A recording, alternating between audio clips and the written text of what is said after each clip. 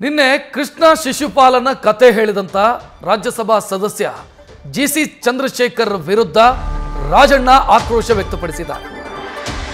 ಮಾತನಾಡಿದವರ ವಿರುದ್ಧ ಕ್ರಮ ಆಗತ್ತೆ, ಹೈಕಮಾಂಡ್ ಕೃಷ್ಣನಿದ್ದಂತೆ ಮಾತಾಡೋರು ಶಿಶುಪಾಲನಿದ್ದಂತೆ ಅಂತ ಜಿಸಿ ಚಂದ್ರಶೇಖರ್ ಮಾತನಾಡಿದರು. ಚಂದ್ರಶೇಖರ್ ಮಾತಿಗೆ ಕೆಎನ್ ರಾಜಣ್ಣ ಕೆಂಡಾಮಂಡಲರಾಗಿದ್ದಾರೆ. ಎರಡೆರಡು ಬಾರಿ ರಾಜ್ಯಸಭಾ ಸದಸ್ಯರಾಗಿದ್ದಾರೆ. ಇವರು ವೋಟ್ ಪಡ್ಕೊಳ್ಳುವಂತ ಯೋಗ್ಯತೆ ಇಲ್ಲ. ಇಂಥವರೆಲ್ಲ ರಾಜ್ಯಸಭಾ ಸದಸ್ಯರಾದರೆ ಇದೇ ರೀತಿ ಆಗೋದು. ಇದು ನಮ್ಮ ಕಾಂಗ್ರೆಸ್ನ ದೌರ್ಭಾಗ್ಯ, ದುರ್ದೈವ. ಇದು 10 ವೋಟ್ ಹಾಕಿಸೋ ತಾಕತ್ತಿಲ್ಲ ಇವರಿಗೆಲ್ಲ, ಇವರೆಲ್ಲ ಮಾತನಾಡ್ತಾರೆ ಅಂತ ರಾಜಣ್ಣ ಕೌಂಟರ್ ಕೊಟ್ಟಿದ್ದಾರೆ. ನಮ್ಮ ಹೈಕಮಾಂಡು ಭಾಳ ಸ್ಟ್ರಾಂಗ್ ಇದೆ.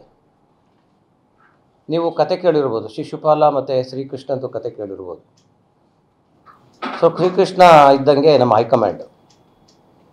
ಇನ್ನು ಶಿಶುಪಾಲ ಯಾರು ಅಂತ ನೀವೇ ಯೋಚನೆ ಮಾಡಬೇಕು. ಎಲ್ಲ ಹಿರಿಯ ಸಚಿವರುಗಳು, ಭಾಳ ಸೀನಿಯರ್ಸ್ ಇದ್ದಾರೆ. ಈಗಾಗಲೇ ಕಾಂಗ್ರೆಸ್ ಪಕ್ಷದ ಅಧ್ಯಕ್ಷರು ಕೂಡ ಹೇಳಿದ್ದಾರೆ ಯಾರು ಮಾತಾಡಬಾರ್ದು ಹೊರಗಡೆ ಅಂತ. ಅದ್ರ ಜೊತೆಗೆ ವೇಣುಗೋಪಾಲ್ ಅವರು ಹೇಳಿದ್ದಾರೆ, ಆರ್ಗನೈಸೇಷನ್ ಜನರಲ್ ಸೆಕ್ರೆಟರಿ ಇಲ್ಲಿಗೆ ಬಂದು ಮೀಟಿಂಗ್ ಮಾಡಿ ಸಾಕಷ್ಟು ಇದರಲ್ಲಿ ಪತ್ರಿಕೆಗಳಲ್ಲಿ ಮತ್ತು ಹೊರಗಡೆ ಪಕ್ಷಕ್ಕೆ ತೊಂದರೆ ಆಗಂಗೆ ಅಥವಾ ಗೊಂದಲ ಆಗಂಗೆ ಮಾತಾಡೋ ಅವಶ್ಯಕತೆ ಇಲ್ಲ ಅಂತ. ಅಷ್ಟೆಲ್ಲ ಸೀನಿಯರ್ಸ್ ಇದ್ದಾಗ ಈಗ ಅವ್ರನ್ನ ಮಂತ್ರಿ ಮಾಡಿರೋದು ಹೈಕಮಾಂಡು, ಕಾಂಗ್ರೆಸ್ ಪಕ್ಷ. ಆಮೇಲಿಂದ ಪ್ರತಿಯೊಂದನ್ನು ಅವ್ರಿಗೆ ಟಿಕೆಟ್ ಕೊಟ್ಟಿರೋದು ಕೂಡ ಕಾಂಗ್ರೆಸ್ ಬ್ಯಾನರಲ್ಲಿ. ಇದೆಲ್ಲ ಇದ್ದಂಥ ಸಂದರ್ಭದಲ್ಲಿ ಕಾಂಗ್ರೆಸ್ ಪಕ್ಷಕ್ಕೆ ಗೊತ್ತಿದೆ, ಹೈಕಮಾಂಡ್ಗೆ ಗೊತ್ತಿದೆ ಯಾವಾಗ ಏನು ತೀರ್ಮಾನ ತಗೋಬೇಕು, ಯಾವಾಗ ಯಾರನ್ನ ಏನು ಮಾಡಬೇಕು. ಮುಖ್ಯಮಂತ್ರಿಯವ್ರ ವಿಚಾರದಲ್ಲಾಗಲಿ ಅಥವಾ PCC ಪ್ರೆಸಿಡೆಂಟ್ ವಿಚಾರದಲ್ಲಾಗಲಿ ಹೈಕಮಾಂಡು ತನಗೆ ಬೇಕಾದಂಥ ಕಾಲ ಬಂದಂಥ ಸಂದರ್ಭದಲ್ಲಿ ಅದಕ್ಕೆ ಆದಂಥ ಒಂದು ತೀರ್ಮಾನನ ಅವರು ಕೈಗೊಳ್ಳುತ್ತಾರೆ. ಹೈಕಮಾಂಡ್ಗೇನು ಚಂದ್ರಶೇಖರ್ ಏನು ಜಾಗಿರಿ ತೊಗೊಂಡವ್ರ? ಹೈಕಮಾಂಡ್ ಏನೋ ಹೇಳೋದಿದ್ರೆ ಅವ್ರು ಹೇಳ್ತಾರೆ. ಏನ್ ಮಾಡ್ತಿರ್ರಿ, ಇಂಥವ್ರೆಲ್ಲ 2 ಟರ್ಮ್ ರಾಜ್ಯಸಭಾ ಆಗ್ಬಿಡ್ತಾರೆ. ಇಲ್ಲಿ ಎಂಥದ್ದು ಕಾರ್ಪೊರೇಷನ್ ನಿಲ್ತಾರೆ, 258 ಓಟ್ ತಗೊಳ್ತಾರೆ. ಇದು ಕಾಂಗ್ರೆಸ್ ಪಕ್ಷ ದುರ್ದೈವ. 2 ಟರ್ಮ್ ರಾಜ್ಯಸಭಾ ಇದು 10 ಓಟ್ 100 ಹಾಕ್ಸಕ್ಕೆ ಶಕ್ತಿ ಇಲ್ಲಿರೋರೆಲ್ಲ ದೊಡ್ಡ ರಾಜ್ಯಸಭಾ ದೊಡ್ಡ ಲೀಡರ್ಗಳಾಗ್ತಾರೆ. ಏನ್ ಮಾಡೋಣ, ಕಾಂಗ್ರೆಸ್ಸಿನ ದುರ್ದೈವ. ಕಾಂಗ್ರೆಸ್ನಲ್ಲಿ ಸದ್ಯ ನಡೀತಾ ಇರುವಂತ ಕುರ್ಚಿ ಕಸರತ್ತಿನ ಹೇಳಿಕೆಗಳಿವು.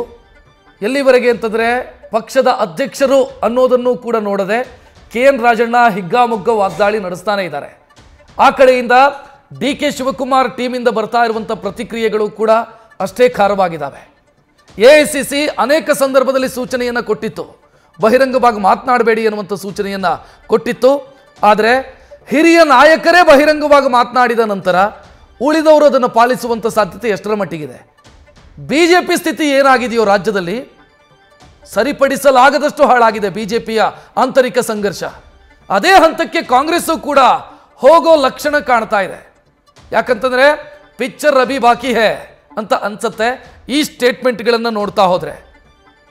ಎಲ್ಲಿವರೆಗೆ ಅಂತಂದ್ರೆ DK ಶಿವಕುಮಾರ್ ಅವರನ್ನ ಅಧ್ಯಕ್ಷ ಸ್ಥಾನದಿಂದ ಇಳಿಸಬೇಕು ಮತ್ತು ಸಿದ್ದರಾಮಯ್ಯ ಅವರನ್ನ 5 ವರ್ಷ ಫಿನಿಶ್ ಮಾಡೋ ರೀತಿಯಲ್ಲಿ ನೋಡ್ಕೋಬೇಕು ಅನ್ನೋದು ಒಂದು ಕಡೆ ಆದರೆ, ಸಿದ್ದರಾಮಯ್ಯ ಅವರಿಂದ ಮುಖ್ಯಮಂತ್ರಿ ಸ್ಥಾನವನ್ನ ಕಸಿದುಕೊಳ್ಳಬೇಕು ಅನ್ನುವಂಥ ಪ್ರಯತ್ನ ಮತ್ತೊಂದು ಕಡೆ.